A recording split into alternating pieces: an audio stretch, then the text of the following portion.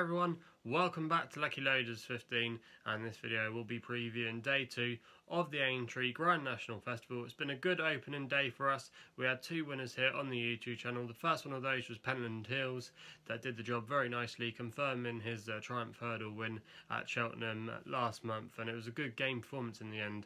And it's amazing to think how far he's come in just 3 hurdle runs when he made his debut towards the end of February at Plumpton. He's really done well with Nicky Henderson, and he could be an exciting prospect going forward.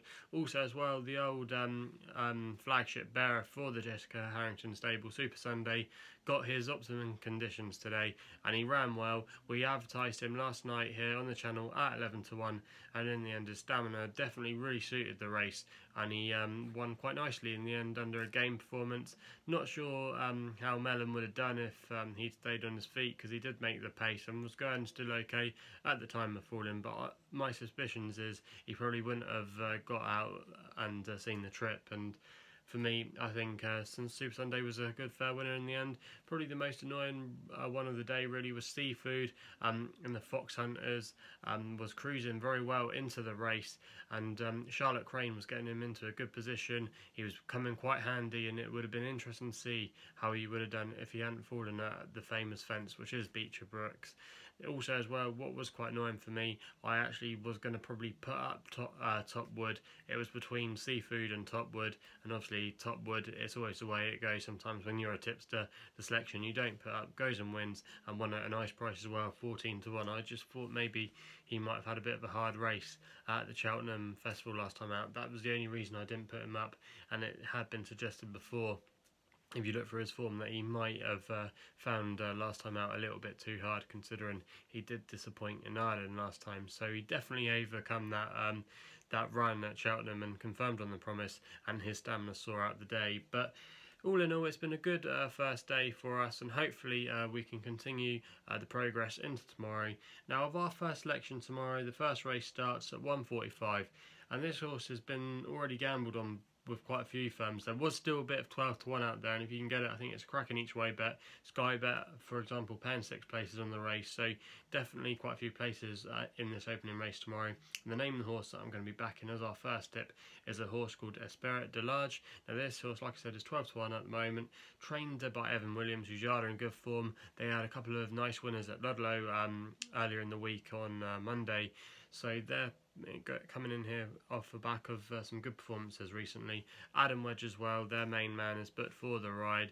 Good upcoming promising jockey, even though he's been around for a bit. I think in the last couple of years he's really come into his own, and he's more than capable of doing the job. Now this horse won easily at Hereford last time out, winning quite comfortably by about 10 lengths, and that was a good performance that day. Before that, this horse probably found out in the Supreme Trial at Haydock, where he wasn't beaten too far, but that was probably a little bit warm for it that day. Before that at Uttoxeter, it won a maiden hurdle very nicely, and the form of that has worked out really well. The second and the fourth as well have also confirmed the promise of that run, and he won very convincingly at Uttoxeter that day in soft ground as well, which is another key factor. When I made the video last night, they were forecasting probably a dry day, but in the end the heavens opened up. It was kind of a bit hit and miss, I think, in a lot of places today all over the country, but they got a bit of a deluge there, and then it turned into quite an attritional battle for quite a lot of the races. Espirit De Large, we know, will handle the soft conditions on off a mark of 132 tomorrow, carrying a nice low racing weight, that old racing cliche that you always like. I thought Espirit De Large tomorrow had a good chance of going close tomorrow, so that's going to be my tip there. We then go to the 220 with a horse called Hidden Cargo, 5 to 1 with bookmakers at the moment, trained by Nicky Henderson and Nico de Boinville, his main stable jockey, booked for the ride. Now obviously they teamed up with a winner today with Pentland Hills, and they've actually got a very good record in this race. They've won it quite a few times. Hidden Cargo's been very good for this stable, 2 wins from 2 since transferring from Lucinda Russell last year. So this horse has been doing the business for Nicky Henderson so far. His win at Sandown was quite impressive last time out in testing conditions, and again he'd proven himself on testing conditions when winning at Ayr before 4 previous connections, so he shouldn't mind the ground, and I just think tomorrow a few of these won't like the ground. I think the likes of Varamon won't like the ground. I think Itchy Feet could be a bit suspect as well, because he did break a blood vessel last time out, and I think he wouldn't want it too soft. And there's a few others in here as well that I would have question marks over the ground. We know Hidden Cargo could still be on an upward curve with a trainer that does well in the race.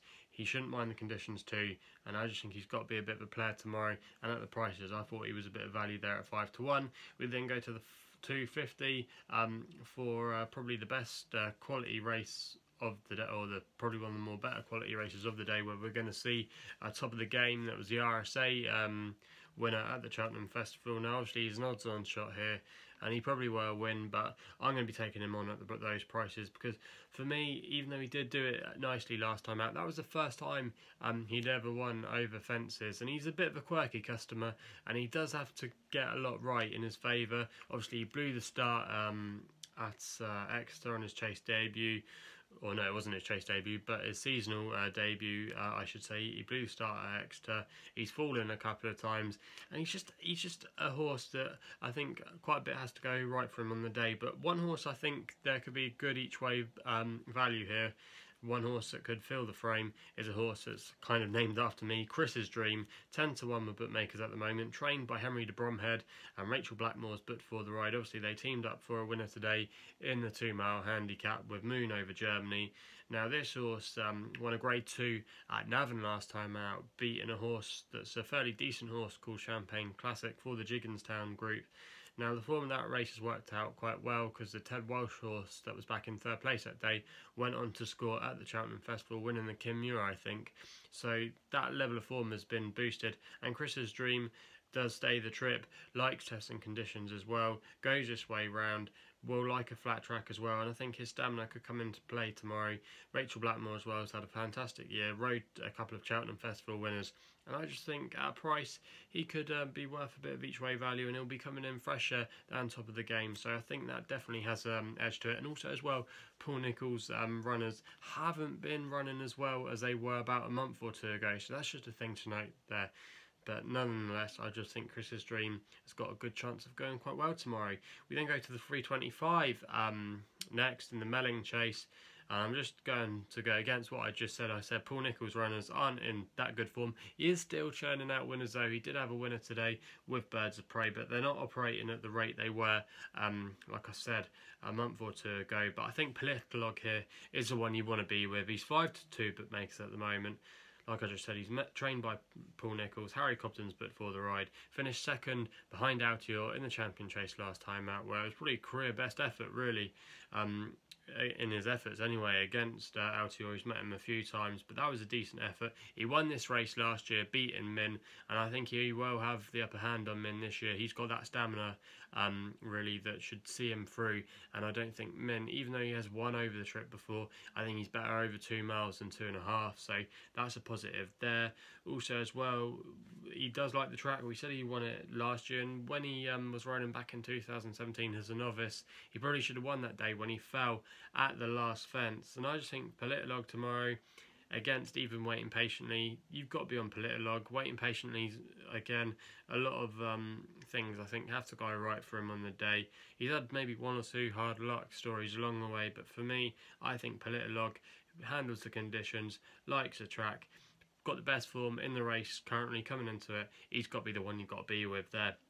We then go to the 405, which is the Topham Chase, one of the feature races of the day tomorrow.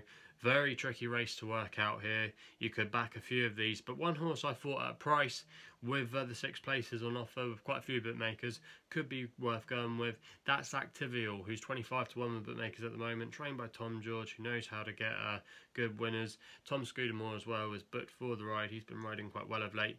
Finished 6th in the Ultima Handicap Chase at Cheltenham last time out, which was actually quite a good effort that day, and it's going to be interesting to see how the form works out from that race, because you had Vintage Clouds and Lake Lakeview lad as well, which is going to be running in the Grand National, so it'll be interesting to see how it works out. I think the drop back in trip tomorrow is definitely a positive. That was over 3 miles at Cheltenham, so dropping back in trip might help. He's a horse that likes to be near the business end of things, and I think that could definitely help him tomorrow.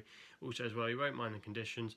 Also as well, another thing, he's going to be meeting Janica again, and they met a couple of starts ago at Cheltenham, where Actival was actually given a pound of weight away to Janica, and tomorrow he's going to be nearly receiving a stone. Even though Janica is a class horse, I'm just worrying about his weight carrying tomorrow, and I just wonder maybe something a bit lower down the weights, like Actival, who's got some good form in the book this season, could go quite well if he does take to the fences, and at a price, I think he's a good each way bet.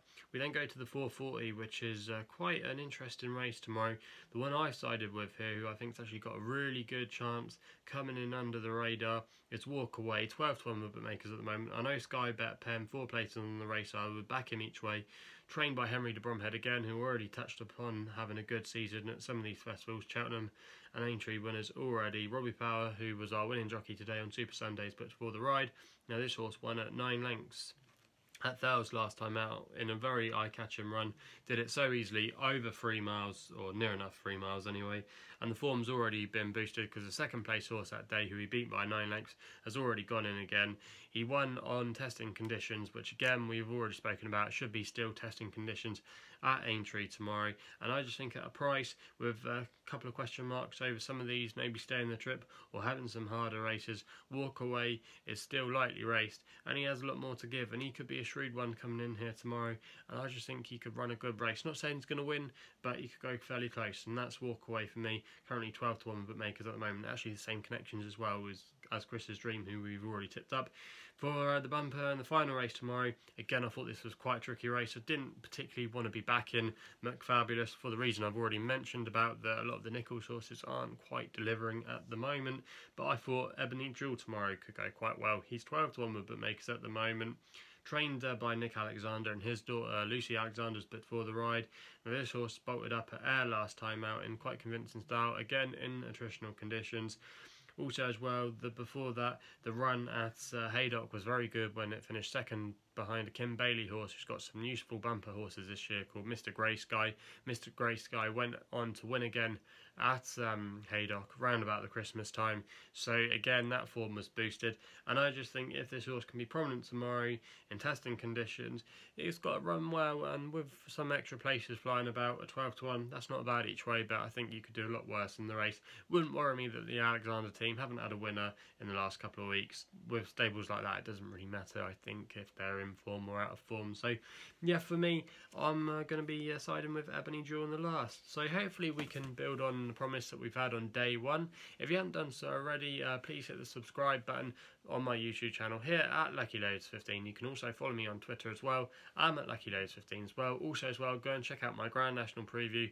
Was uploaded yesterday. It's going to be running obviously until Saturday now, 2 days away. We now know the final declarations. I'm pleased to say all the horses that I've selected, and also as well the horses to avoid as well, they're all running, so yeah, all good there.